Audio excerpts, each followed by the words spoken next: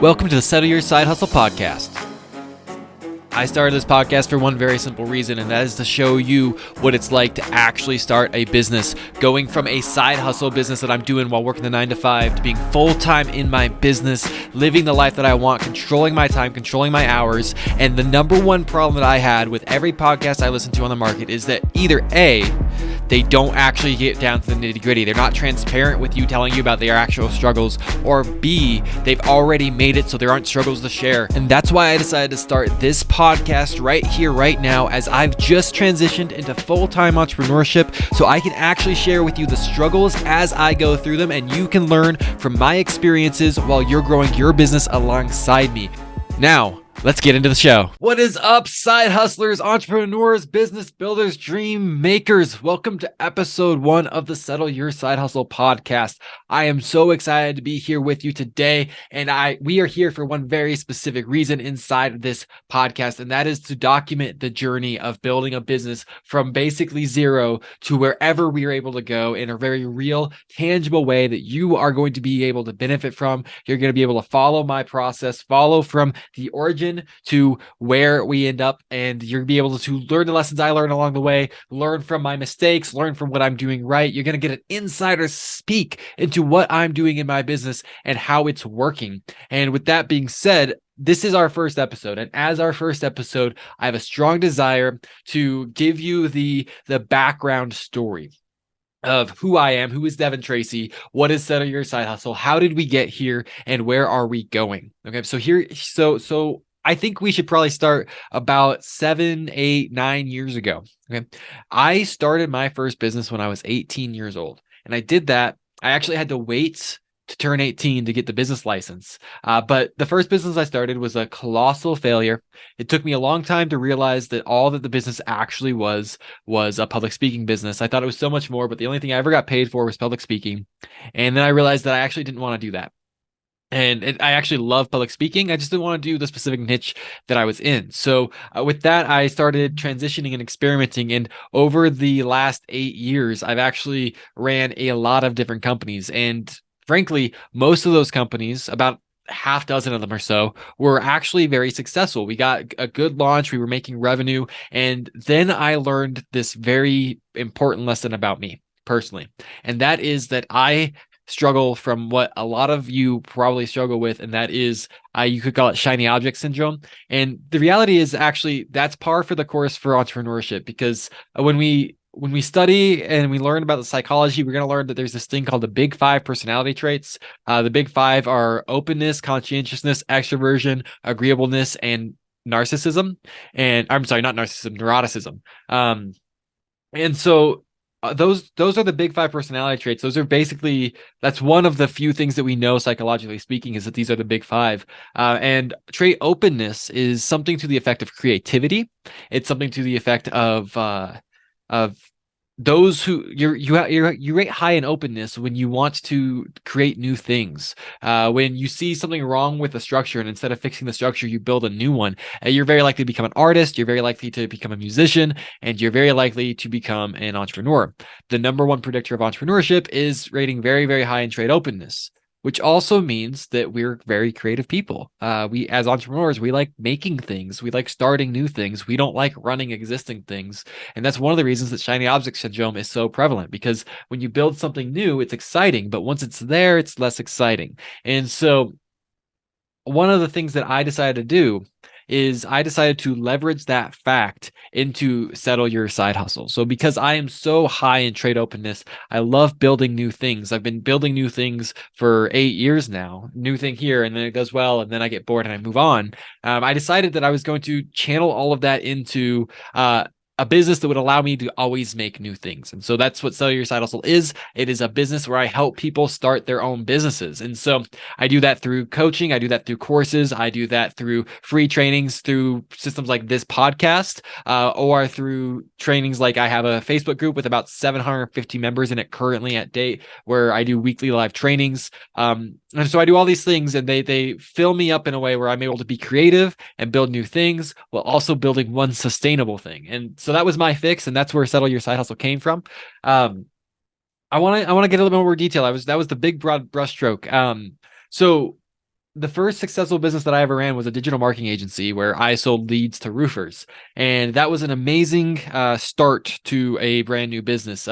Like month one, I'm pretty sure month one, it might have been month two, but very very early on, we had a $6,500 a month in revenue, and going from zero to that was pretty incredible. However, there were hurdles in this business and in this industry that I wasn't prepared for. At this point, I'm 18, I'm a kid, and so we ended up having a client that was a whale that most of our revenue came from. We had pretty high expenses to fulfill for our clients. And that whale of a client, I still have the voice message from him where he said, leaving a voicemail, that he got exactly what he was promised. And he went ahead and he filed for a chargeback. Even though it was a breach of contract, and he had admitted that he got the product. And so we went, and when we put that up for defense, we showed the contracts, we showed all of the interactions we had ever had that were trackable. We gave that recording of him saying that, and then the credit card companies decided that he was going to get his money back. And so at that point, we ended up thousands of dollars negative in our bank account with no way to pay it, and other clients to fill on, and that ended up kind of just breaking that business. And when I look back at that now, with 8 years of experience under my belt, I can look at that and say that that was a speed bump. But back then, I thought it was a roadblock. I thought I was done. I was dead in the water. So we kind of shut down that agency. And I say we because I had a partner in that agency. Kind of shut down that agency, spent several months licking our wounds and deciding what we wanted to do. My partner at the time went ahead and went into banking industry. He's a financial advisor now. And about 6 months later, I realized, no, I am an entrepreneur. This is what I want to do. I'm going to get up. I'm going to keep fighting. And it was probably the first real experience where I personally experienced the idea of what it means to be an entrepreneur is to roll with the punches and get back up every time you get knocked down and move forward and try to fall forward. And that way, when you're losing, at least you're learning, and you can crawl forward. So that was my first big loss. And so let's fast forward a little bit, because between then and more recently, I had a lot of ups and downs that weren't very dramatic, weren't very exciting. I started different types of businesses. I proved them successful, and then I kind of sunset them. I had another partnership, and then the partner had a mental breakdown, and so that partnership ended. And then all this while struggling to build a business, this was also deciding that I needed a way to pay the bills so that I could marry the woman of my dreams. And so her and I had been dating, and at some point I realized that my business was not sustainable and predictable in a way where I felt comfortable asking her to marry me. She was in college at the time, and I had already graduated college. I have a bachelor's in mathematics. And so what I ended up doing was I went back and I found an alternate route to getting a teaching certificate, and then I became a math teacher. And so I was a high school math teacher. And last school year, my wife and I already knew exactly what we were doing at the end of the school year. We had been planning it since we had been engaged. We did get married, by the way. That's why I got the job as a teacher, so I could marry her.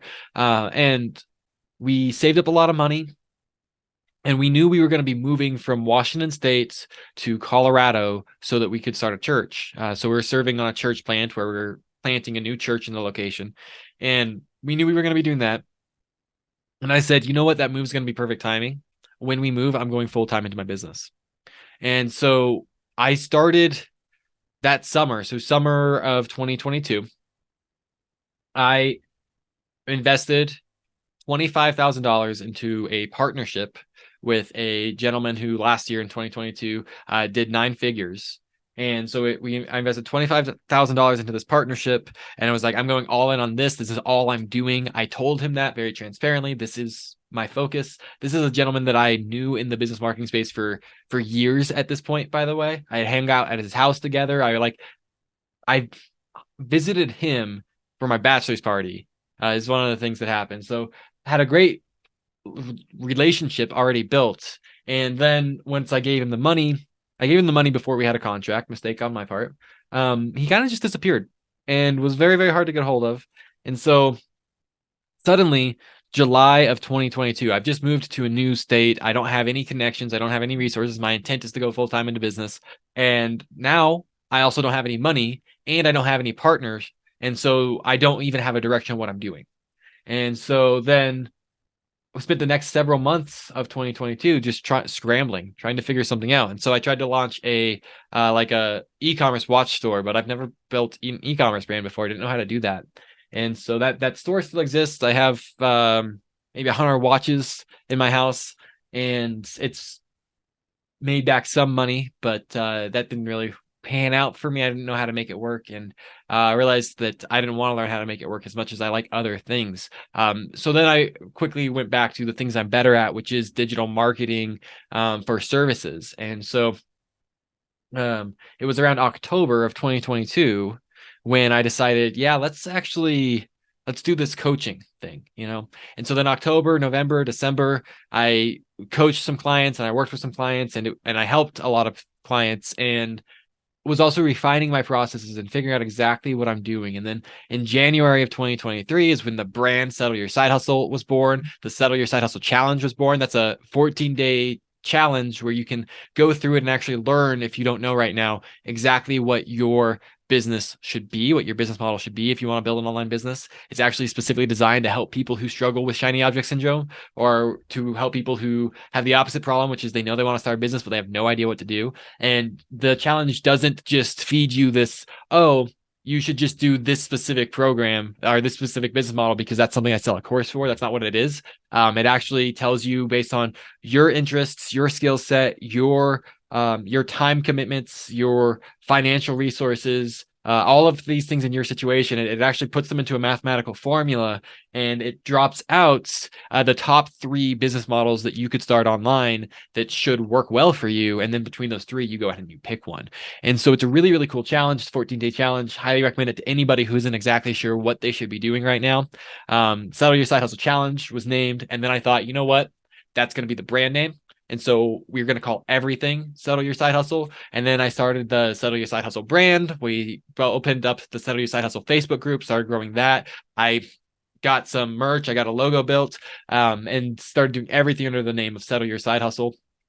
And so I spent the last 3 months building that brand and did a lot of coaching. We have an amazing 30-day intensive that's a group coaching program that I do that follows my 5-step blueprint that works for getting virtually any business. I don't know how to make it work for e-com, but works for any service-based business that includes B2B, B2C, works for if you do software as a service, anybody who's trying to build anything online except e-com.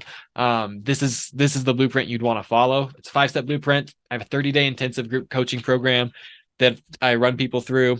And then on top of that, there's like one-on-one coaching. And that's what the business is. And so what made me decide to start a podcast? I mean, I've been doing this for 3 months, no podcast, doing these lives in Facebook once a week, and those are going really well. And I'm building this business. I'm building an audience. Like I said, the group has like 750 people in it now. My Facebook friends list in this last 3 months has went from like 1,000 or 1,300 to like 4,300 is where I'm at right now, I think. So getting close to that cap of 5,000 friends, growing the social presence. What made me decide now to start a podcast on April 10th, like 3.5 months into it, Well, this last weekend, I was reading Traffic Secrets from Russell Brunson. And one of the things that Russell Brunson advised to do was to make a form of content that is your show. And your show is either a podcast or a YouTube channel or a blog or Facebook Lives, but something that you can commit to doing every single day. And when he talked through that, I was like, you know what? I love podcasting. I've done it many, many times for many different reasons. And he's just said, make sure it's something you can do daily. You can commit to doing it every single day. And I thought, I will do that. I will treat this book as though I hired this man to work with me one-on-one and coach me, and I will take every piece of advice he gives me. And that's what made me decide to start this show. So the goal is going to be just to document from here. Now you have the backstory. You know where we're coming from. You know where we're at, by the way. I can be transparent on this. There's a list on that whiteboard. If you're watching the video, it's just a whiteboard behind me, that shows all the current clients that I have. And when you factor in all the clients that I have, like my baseline revenue right now is somewhere between 1,800 and 2,100 a month. That's what I have coming in recurring. And then I'm getting like random one-off jobs or coaching clients on top of that. So right now we're starting where I've finally, after 9 months of grind, built up to where my baseline is, plus my wife's day job, is covering our bills, and everything that I'm trying to do is grow from there. I don't want to just cover our bills, obviously. So that's where we're coming from. That's where we're at. Now, where are we going? My goal is to document the journey as I go from here to some place where I can say, look how many people I've helped. My goal is that this can be something where I can document and I can track. And the first target that I have is I want to help 1,000 people who are starting side hustle style businesses actually be able to go full time into their business. I want 1,000 people to be able to say that they've radically changed their life for the better forever based on what I'm providing through all of the content that I'm putting out in my private Facebook group and here in this podcast. So that's where we're going. And the last thing I'll say before we wrap up this very first episode, where I'm, just laying the groundwork here, is I actually have, as every good marketer should, a really, really cool lead magnet for you. And the lead magnet is going to be something where when you sign up for it, you get 50 amazing online businesses that you can start with nothing but a laptop, and the checklist of the 11 tools you need to make that happen. And I'm giving this away for free to anybody who logs in, signs up through my email grab, right? Because it's a lead magnet. So I'm going to get your email. You're going to be on my email list, and that's going to be amazing for you because the email list, I send out daily emails that are also just value packed.